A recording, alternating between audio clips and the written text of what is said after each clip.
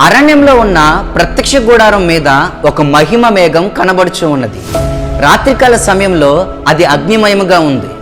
ఎప్పుడైతే ప్రత్యక్ష గుడారం మీదుగా ఆ మేఘం పైకెత్తబడినప్పుడు ఇశ్రాయేలు జనాంగం వారి టెంట్స్ తీసివేసి ఈవెన్ పోర్టబుల్ టెంట్ అయిన ప్రత్యక్ష గుడారాన్ని డిస్మాంటిల్ చేసి వారు ప్రయాణం చేసేవారు. ఆ మేఘం ఎక్కడైతే ఆగుతుందో అక్కడే వారు మరలా ఆ టెంట్స్ వేసుకునేవారు. వారు ఆ అరణ్య యాత్రలో ఆ మహిమ మేఘాన్ని ఫాలో అవుతూ వెళ్ళేవారు. దేవుని బిడ్డలుగా పిలువబడుతున్న మనం మహిమ మేఘానికి సాదృశ్యంగా కనబడుతున్న పరిశుద్ధాత్ముని మనం వెంబడించాలి. పరిశుద్ధాత్మ నడిపింపుకి మనం లోబడాలి.